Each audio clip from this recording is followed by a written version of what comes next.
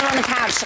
You know, it's not literally on a couch, but it is quite literally the show that delivers you psychological analysis of the events in the Big Brother house, and events there have been aplenty. Emily was removed, 2 new male housemates arrived, and Leslie left the house at 9:10 yesterday morning. Leslie leaving. It's a tragedy. Tragedy. Tragedy. Anyway, lots to talk about, and here's what's on the Brain Doctor's menu tonight. All the housemates ever seem to do is whinge, whine and moan. We'll discover the psychology of letting it all out later. They just do moaning and moaning. Housemates hold daily meetings badly. Find out why tonight. What are we going to do about it? Stick to it. How? By doing it. Find out why the way you eat a banana can determine your status within a group. I have to be left alone a lot of the time. Would you let me leave you alone now? No, very sensitively asked.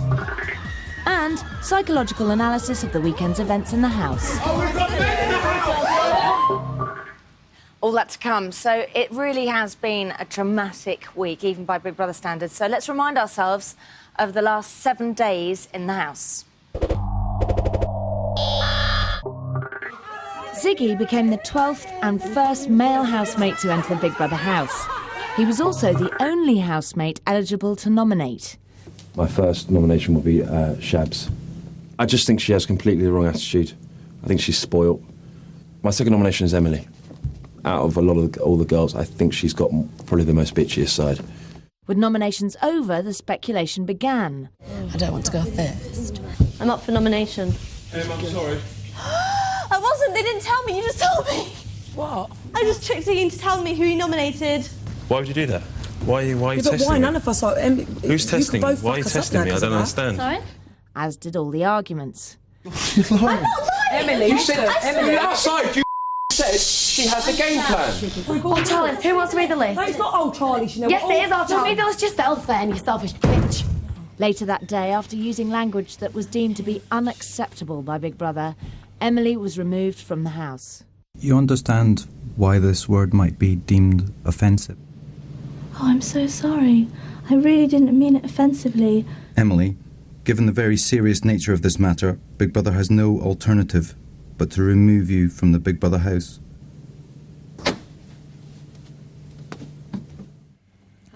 The following morning, the housemates received the news.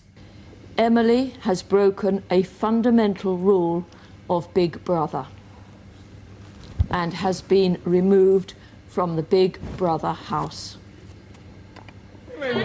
Jerry and Shawnee became the 13th and 14th housemates. And yesterday morning, Leslie decided to leave. Have you decided that you would definitely like to leave the Big Brother house? Yes, I would. Thank you very much. Oh, so sad about that. Anyway, the big story of the week was Emily's removal from the house for using unacceptable language. And joining me now to discuss life after Emily is behaviour expert Judy James. So, Judy, you know, it was quite a big impact on the house. What do you think is going to be the outcome on the group, the effect on the group? I think 3 things, possibly. I mean, the first thing was immediate, and that was shock. Shock at what was said, which genuinely did shock them. You could tell by their body language. I think shock at the outcome of that as well. And I think that surprised them. And the speed of the outcome, I think that shocked them. And then it's the fallout afterwards. So that would have had an immediate effect. I think slightly more long-term, you've got the kind of immediate vulnerability of the group. And I think it's quite natural when something like that happens, that everybody else starts, do we walk on eggshells now? Are my own behaviours OK? Checking their own thoughts, their own language. So I think there's that kind of worry about their own behaviours. And that's just a kind of, as I say, that's a natural thing. Do you think that they will now make more of an effort to keep behaviour in check? Has it made them all sort of suddenly think, oh, I've got to be careful what I say? Or... You know, that can be the worry, because this is a group that likes to speak it as it is. You know, they're not a group that holds back. And I think it would be a real pity if it had that effect. So, you know, hopefully that won't happen. Is there anything that the group can do as a whole to ensure that this doesn't happen again? You've got, with this kind of thing, you've got one of two different actions that you can take. Number one would be what Ziggy suggested. I don't know if you remember it. I call it kitty littering. It's kind of, let's just cover it up. Pretend it didn't happen. He was very keen to kind of look, let's move on. That's right. Don't say any more about it. Yeah. Fortunately, they didn't go down that road, because that can be slightly dangerous, because it creates long-term problems. It's very suppressed then, and in a group like this, that wouldn't work. And girls aren't very good at suppressing. We have to just talk it through until it's gone. And it can lead to paranoia as well. Yes. What they did, which was a lot more healthy, was that they did let it all hang out. They had a big meeting. It went on for a long time. They discussed all the issues, and I think that was genuinely more therapeutic for them. You know, this is like generally, though, in life. I think you've kind of got to look at the two different ways of dealing with things. You can create rules to stop people doing things, and you can punish them. And that's kind of limited in terms of how much it works, because people think, oh, if I do that, I'll get thrown out, or I'll get put in prison, or whatever the rule is. But if you can get people to discuss it and genuinely understand it... And form their own opinions, and decide themselves why. to not do it for Absolutely. a reason. Yeah, I know why rather than wrong. punishment being an incentive. Yeah. So maybe some more meetings, get them talking again would be a good idea. Well, we're going to be talking about how awful they are at meetings a little bit later on. Thank you so much, Judy. Stick around, because I actually need your insight into the psychology behind our housemate's favourite pastime, which is... moaning. Let's take a look. There's nothing worse than people that are moaning. Can you rinse these? That's disgusting, putting those like that. If that person just swept it up and put it in the bin, then we'd all be happy. I'm finding this whole situation very unhygienic. We haven't even been here a week yet, and look at the state we're in. They are the most boring girls I have ever met. I can't help it if I've got a natural curl to my hair. I will not lower my standards for anybody. You shouldn't give anyone priority in any sense, because then people expect it. They just do moaning and moaning. Everyone's so nice, but sometimes too nice. You know, it's annoying. Well, we need to clear it up immediately, because we'll start getting in. Enough, everyone don't stop moaning. Oh, girls. Why do people moan? It's called token protestation rituals, in actual fact, if you want to argue back if your partner accuses you of moaning. We all do it. We all do it. Men do it, women do it. What it's mainly to do with is the fact that our whole lives have kind of this conflict inside us between our animal side, the instinctive side that wants to fight or flight with every situation, or the more human, social, empathetic side that says, no, you shouldn't do that. If you do that, it will look bad. So as we go through the day, we get all these things that happen in life. You know, you get somebody jumps in the queue, somebody cuts in front of you when you're driving, and we build it all up inside, and it leads to stress. And then we think we'll offload by moaning. So we relieve stress by moaning? No, we don't. We think we do. We think it's not therapeutic. No, that's the problem. Pointless. It is totally pointless. Oh, goodness gracious, now I have to stop doing it. You're moaning now. Oh, now I'm moaning. What's the difference between having a good old moan and a bitch? Bitching kind of has a purpose. Bitching is quite bonding in a horrible type of way. Yes. It's like animals grooming. So, and also it's like weaponry. You know, it's like you're actually verbal weaponry. Yeah, it's used for attack. Moaning really doesn't have a purpose. It doesn't make you feel better. I know we like to say, you know, I got it off my chest. But then why do you get the serial whingers? I mean, we've all worked with people that come in every day and moan about the same thing. Yes. Oh, I got it off my chest. No, you didn't. You offloaded it to me. Yes. But you come in with it again the next day. Absolutely. Yeah. You then walk around feeling like a wet weekend. Yeah. So what are the... Sorry. No. What are the different types of moaning that you can get? Because there are various types, aren't there? You've got 4 types. You've got the self-comfort moaning, which is great. So what's that about? That's when it's really moaning for the sake of moaning. People think it makes them feel better. That's really enjoying being miserable. Then you've got the one you'll love, which is climactic moaning. Sounds rude. I wasn't going to say anything. I was going to say anything, but, you know, yes. Then you've got denial moaning, which is hilarious. And then you've got the status boosting. They've been doing all of these in the house. OK, so, look, let's just take a quick look at self-comforting moaning. I can't be doing that. Carol, come on. Please. Can't. Am I fed up with it? Isn't it tedious? I was thinking of walking out. Other people are younger than me. Yeah. Other people are buzzing at a different level. Just want to see my friends in my own local.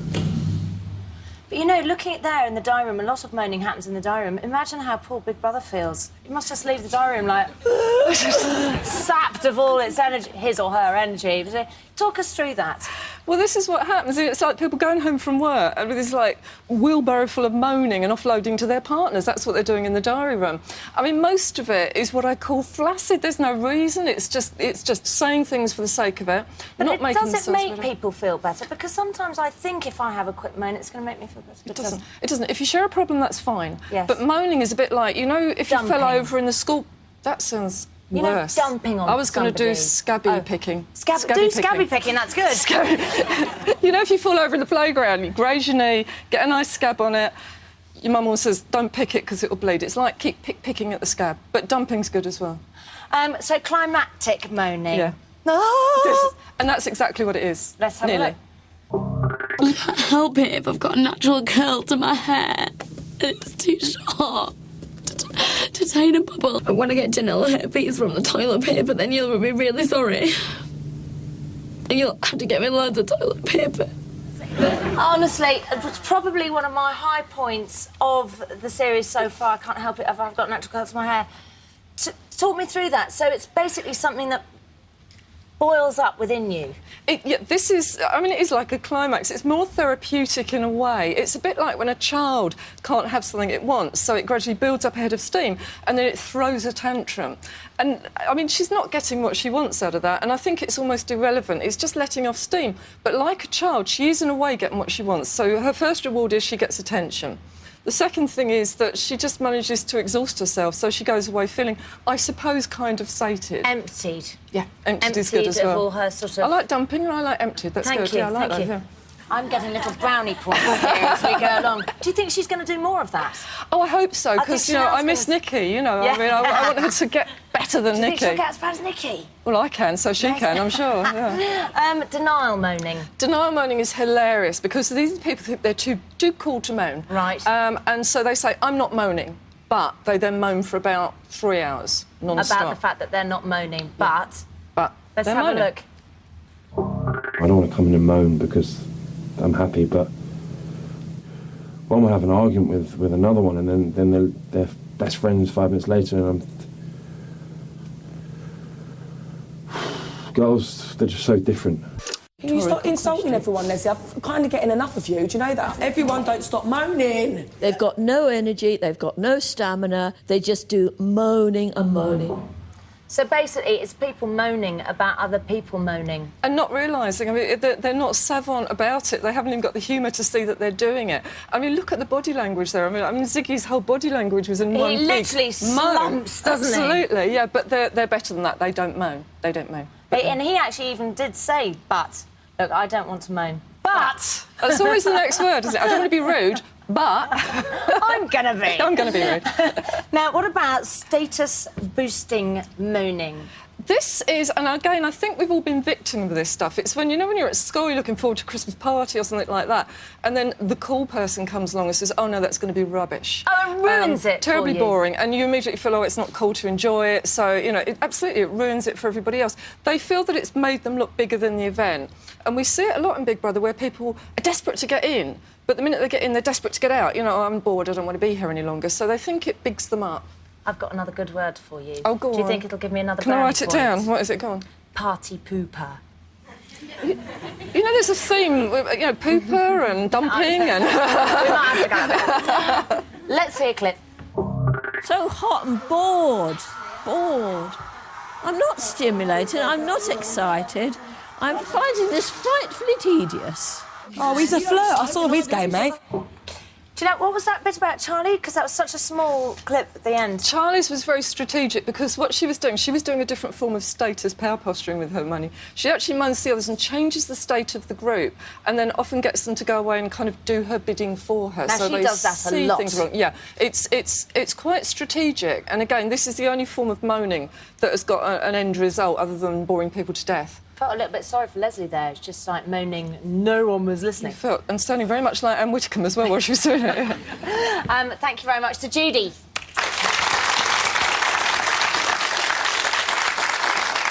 Still to come, we show you how to exert power using only a banana.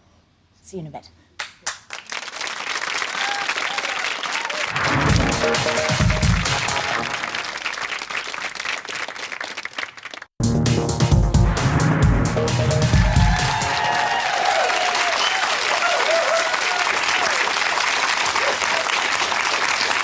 Welcome back to Big Brother on the Couch, the show that eats grey matter for breakfast, dinner and tea.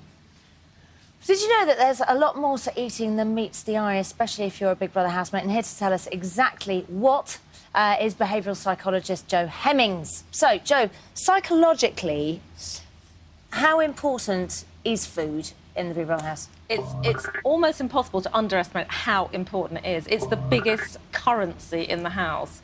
They have to work at tasks to get rewards for food. It's sometimes in short supply, so they have to stretch provisions. And that's when it's really difficult, absolutely. So it's incredibly important for them in the house. And obviously this week, food's been quite a big issue in the house. It's caused quite a lot of conflict. Let's have a quick look.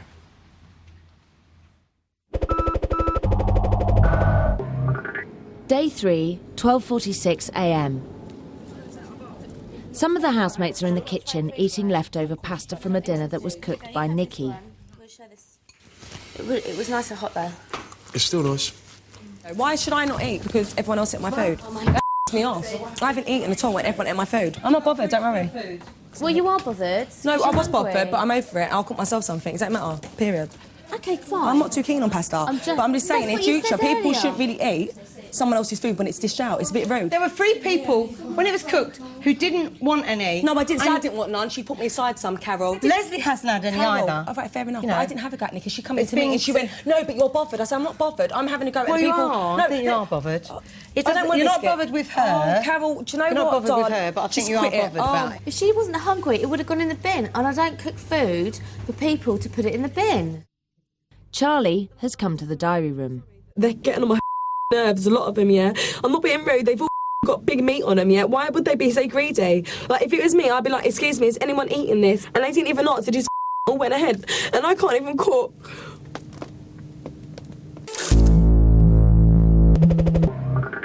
Day 6, 10:09 a.m. Some of the housemates are at the sofas.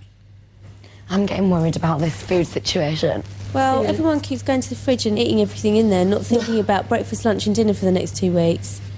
And it's going to cause some really big arguments over the next couple of days because everyone's going to be starving because there's no food left. Bigger people obviously got bigger appetites, not all kids. But Laura, you need to be considerate. You need to make sure that everyone else has their fair share before you have seconds. No, and I don't mean that horribly, if that's what you want to do.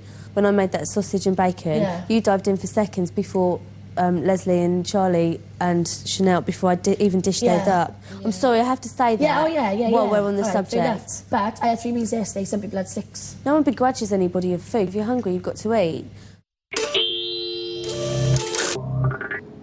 Day 9, 11:38 p.m. Most of the housemates are at the sofas discussing how the alcohol has been distributed. I've had a can of beer, yeah, and then I've had a small bit of wine, then I had another bit, and then but the other bit I gave one of the twins half. And you drank the last bit out the bottle. What? And you drank the last bit out the bottle. Do you know how much was there? Did you see how much was there? Can you just hang on a minute? There was that much in a glass of wine and we all shared it between us. Every single person out in here made sure everyone had a drink. Then I put my glass to there. It doesn't matter. And there was that much there, and I swept the last little bit. I'm not riled. It's fine. I've had my quota of alcohol and I'm happy to have it. I don't want to know, I'll be honest with you. No, you will know. No, you will know. You know what? The last glass I've Don't start shouting. Twin half Do of not it. shout at me. No, Ziggy. I need to walk away. No, because you're drinking. Ziggy, we all saw you. Did you see him drinking out the bottle? And did you? Did you see how much was left? It doesn't matter. We shared that much between us. I poured myself half a glass, and there was that much, and I drank it. And then that glass that I did have, I just gave Twin the half. So I haven't drunk it myself, so I apologise. And I understand if you think that's how it appeared to us. No worries, I apologise to you. Well, now we know. That's fine. No, we're done. But from our point of view, I'm sorry. You can appreciate very, it. Very, very sorry to you. But it bothered us at all. So now we understand he shared it. So it's fine. There's a couple of things that I think is quite funny when she goes, "I'm not bothered.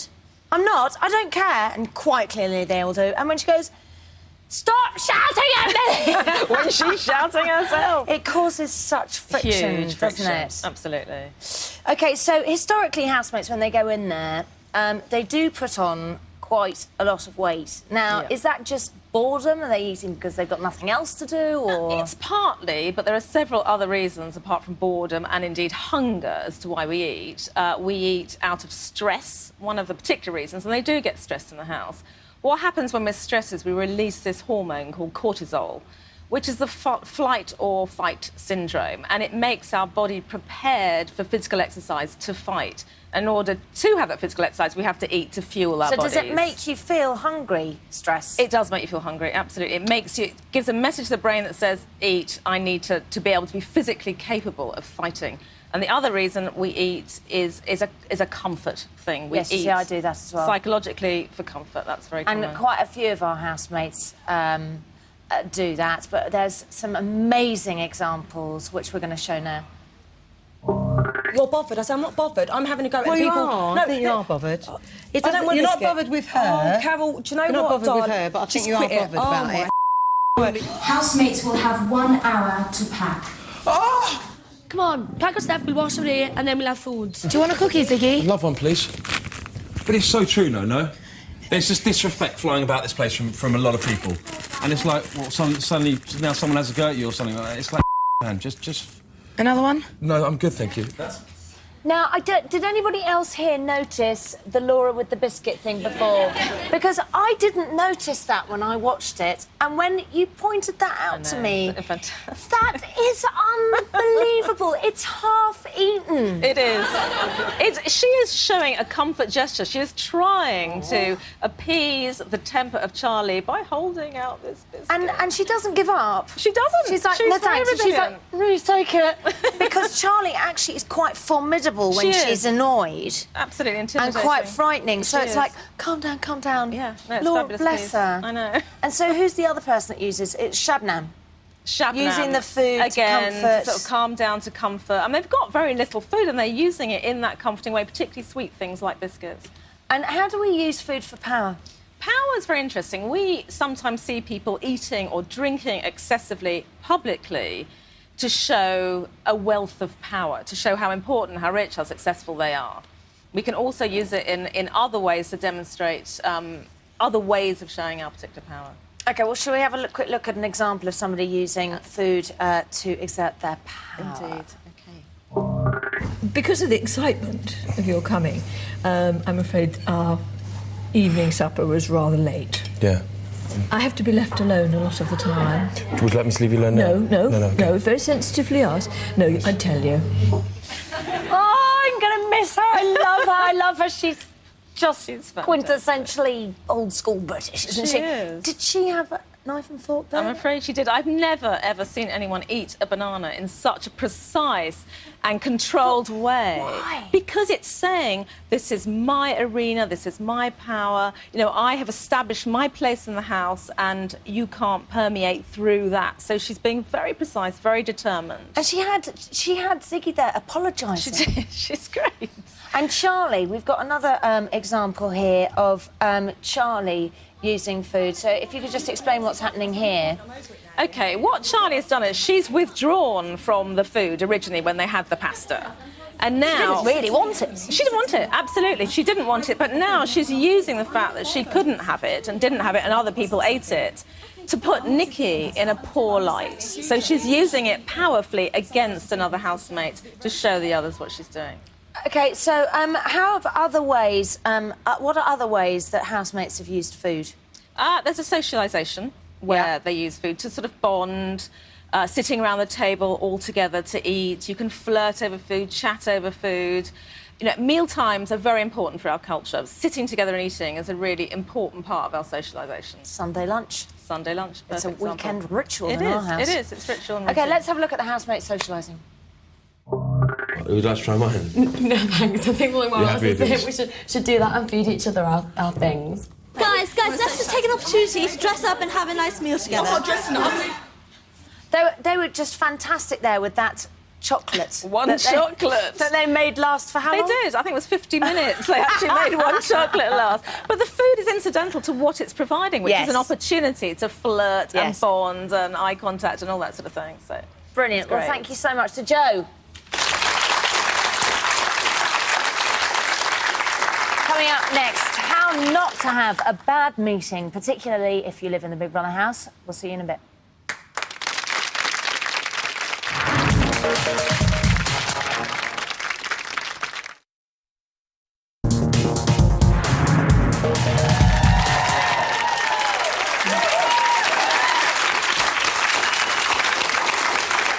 Welcome back. You're watching Big Brother on the couch. Now, every day, regular as clockwork, our little housemates hold a meeting. And usually what happens is that Carol just starts crying, Leslie starts moaning, and that is status-boosting moaning. I'm listening.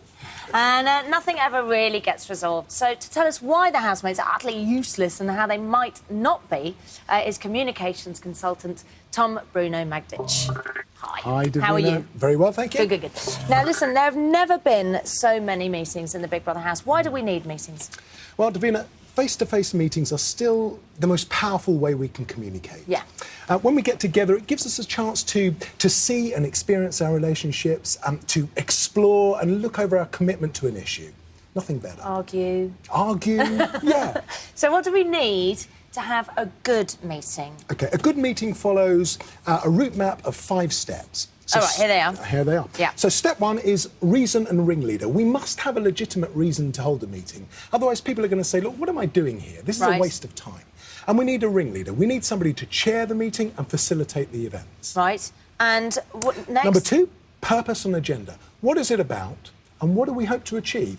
And in which order shall we discuss the issues? That's really important. I'm already foreseeing problems already. We're only on number 2, yeah. Number 3 is the rules, and particularly around timing. When is the meeting? How long will it be? When do I speak? And how long do I speak for? Which is really important because some people just waffle on forever. They'll just waffle on. Absolutely. Right. OK, 4. Action plan. People need to agree what it is they're going to do next after the meeting and who is going to follow up and check that they've done it. OK, so you need an enforcer. You absolutely need an enforcer. OK. We need minutes, but there's no pen or paper, don't you? Can't write. Right. Yeah.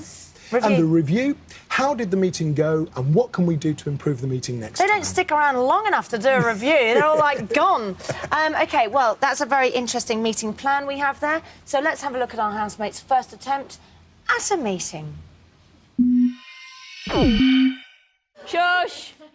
Guys, we need someone on drying and putting away. I'll dry and put away. I'm happy to do a bit of anything. Oh, so if any drying day and that putting away someone one's doesn't job, want to do I'll do. something or whatever, I'm happy to Well, help we out can with do drying and anything. putting away and we'll alternate. I want to work the mangle because I've been practicing. No, just doing the mangling. It's quite busy. It's going to be, yeah. I'm going to do washing and some cooking.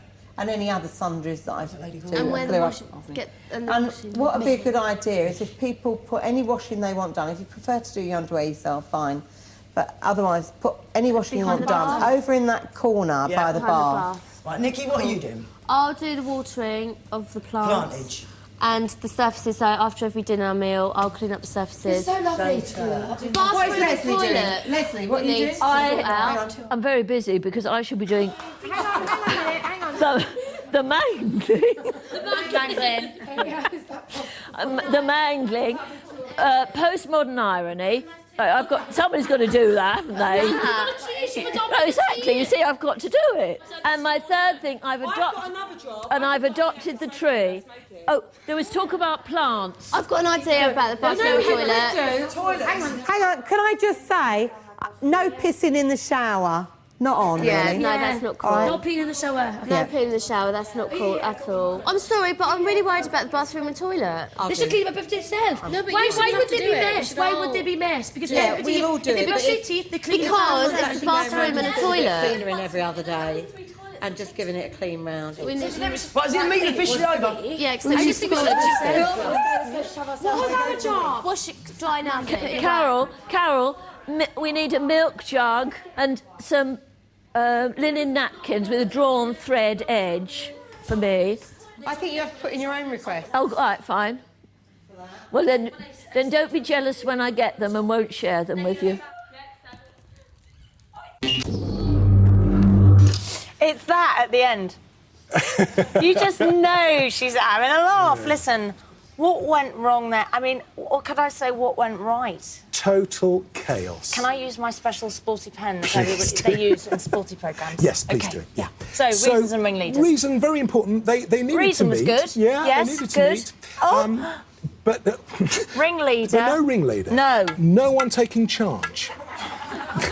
Rubbish. So purpose was there. Yes. Because we needed to discuss yes. household chores, but agenda. No. No agenda. for My the pen's group. not working. Look, all these I'm going to give up. Blotchy. Yeah, go on, Never carry on. mind. Rules. Yeah. So agenda. There was a group agenda. But there were so many agendas. Everybody had little Everybody had- agendas. It was hopeless. Wasn't clear. What about rules? No there weren't rules. any. Everybody it was a lawless shouting over Action each other. plan.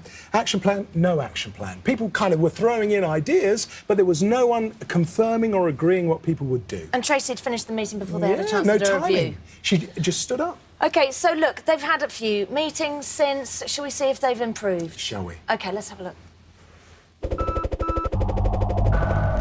I just thought it was an opportunity for us to have 10 minutes together, quietly, to raise one or two issues that people might have. And I would like to start with my issue. Okay. It seems to me that when I'm talking to you as individuals, you all are hoping to get something out of this. From my point of view, if this is, let's showcase our talents, then for goodness sake, let's get on a showcase. I dress up as Vicky Pollard every day. I'm so busy with my talents. Anybody else got anything they want to say? Tracy's speaking. We're only in here a week or the whole Shush, darling. Tracy's speaking. Can we all go round in a little bit of an order? Excuse me, I was about to talk. Right. Right. Hold that. You're speaking. Exactly. When we all come in here, we all had a little bit of a discussion. Yeah. And we all allocated jobs for ourselves. Now, have we all stuck to it? No.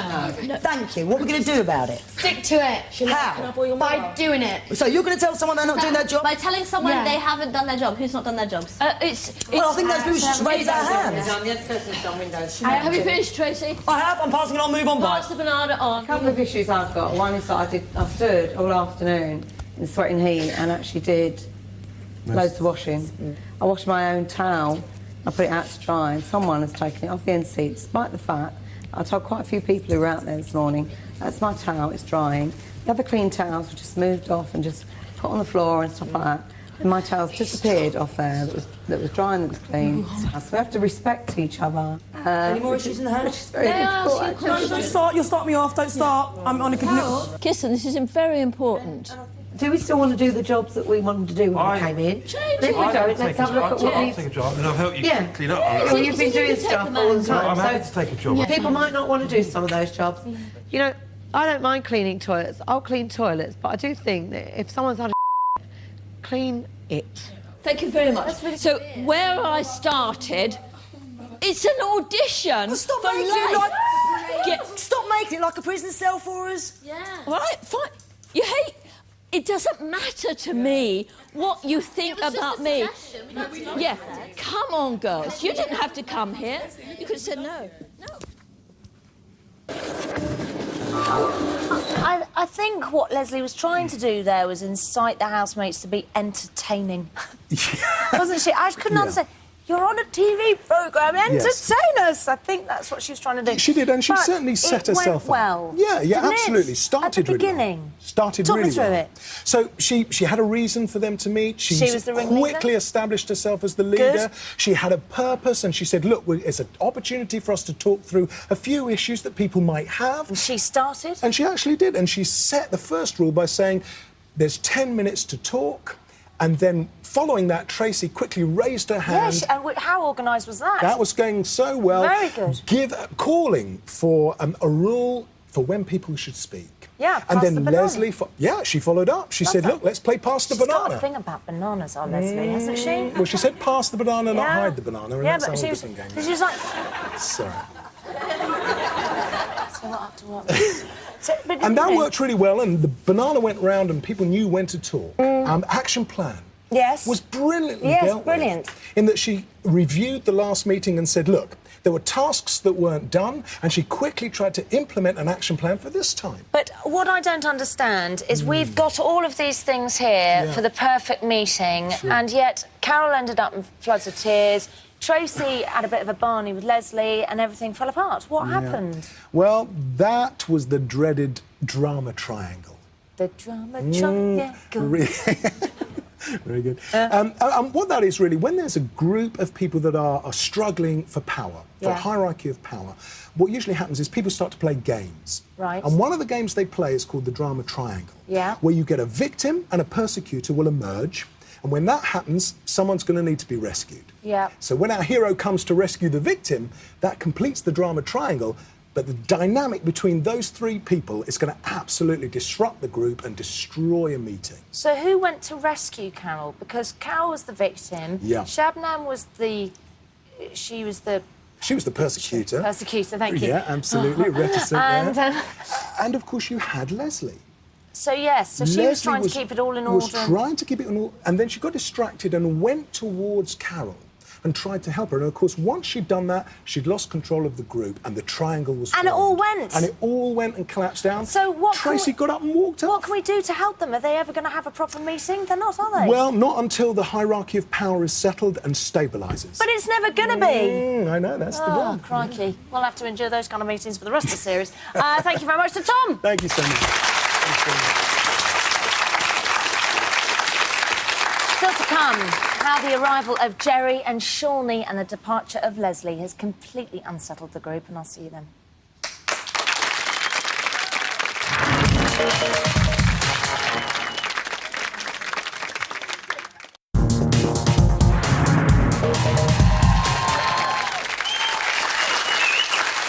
Welcome back to Big Brother on the Couch. Oh, it's been an eventful weekend in the Big Brother house. 2 new housemates, both male, both gay, and Leslie quit. Here's how it all panned out.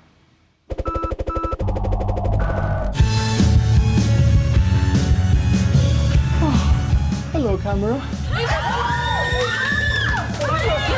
A lot of women, beautiful women. Who is it? Okay, girl. I'm Jerry. Just my luck, eh? If you're listening, Mom, I love you.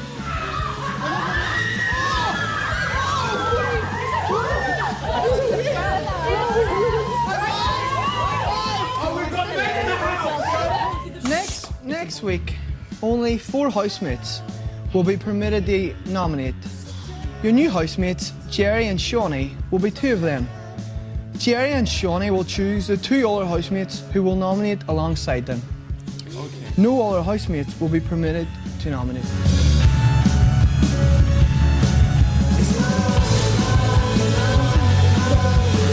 Even Day's not got the ball. Oh no, that's cruel. Oh no. Hey, try not to. No! Give it back! Oh, you mean the cry? I had anticipated it being very difficult. I didn't know in which ways it would be difficult, obviously.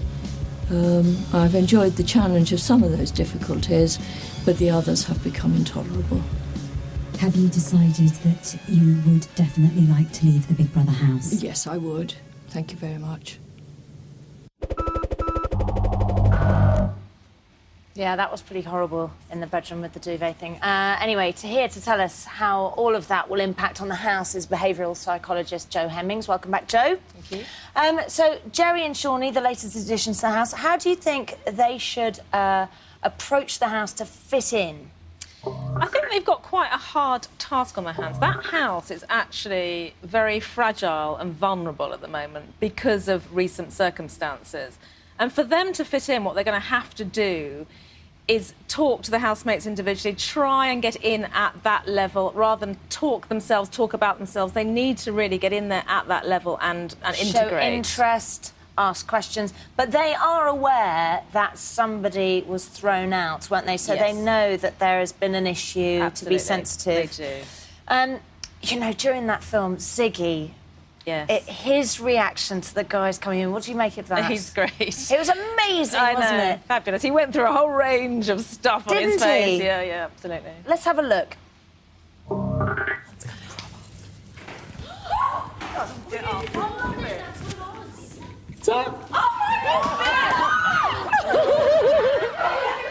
is it? Okay, girl. Let me tell you something. You will love this guy. I know. I did something bad, but I'm sad. Just my luck, eh? I love you.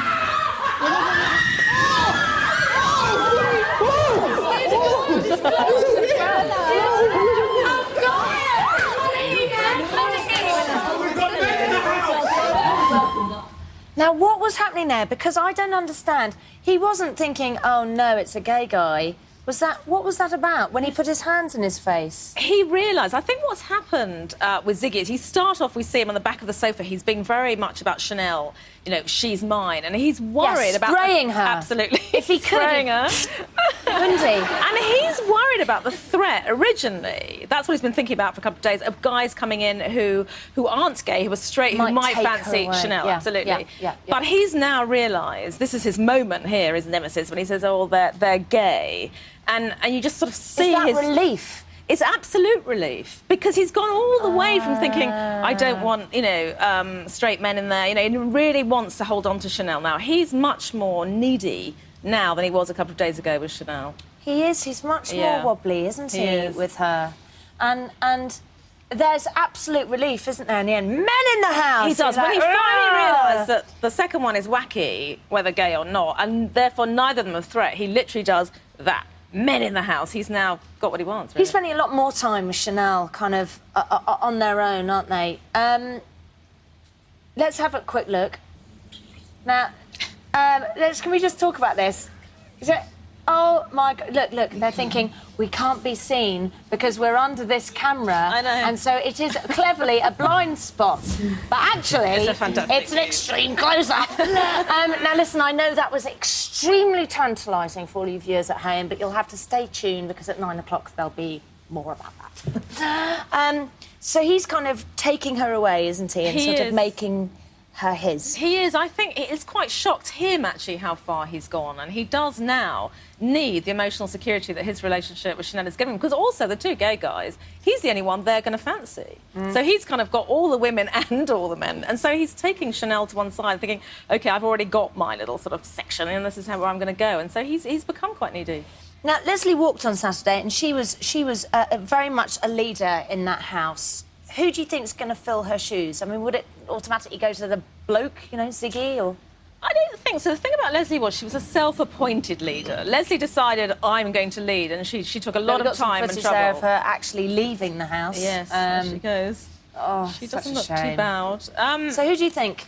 Well, I think it might be Nikki. I think Nikki has a lot of leadership skills. Yeah, she's also very good with food and distribution of food, provision of it. Which is important. Which is very important. So if she can not be quite so hot-headed at times, her leadership skills could actually flourish, and she might become the natural successor to Leslie. At the beginning, too, I thought she was quite a good diplomat. She is a good diplomat. She was quite good at kind of calming people down, but then she sort of became partners with Charlie, who's so insightful. Absolutely. I mean, that's not the well, right it's sort of word, like manipulative. She's sort of pulled Nikki one way, and Nikki, if she's clever enough and exercising self-control, can go back the other way and sort of grow into being a leader rather than stamp it on in the way that Leslie did. It wasn't insightful, it was inciting. You know, she incites sort of riots, doesn't Absolutely she? Incites. She whoops people up she into does. into Whips a them up into a frenzy. Yeah. You know, finally, it's been a really disruptive week for the housemates. Leslie, Emily going, 2 new guys. What do you think is going to happen to the group now?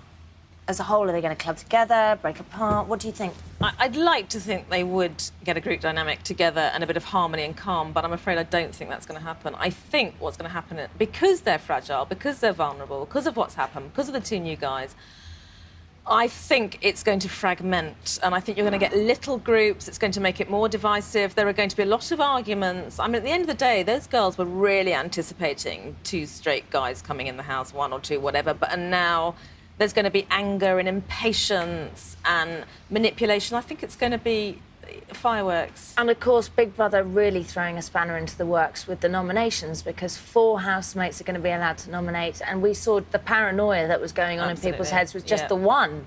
I mean, Chanel thought that Ziggy had nominated her. I know. Because he came out and said something untoward. What about the guys? What kind of an impact do you think they're going to have on the house?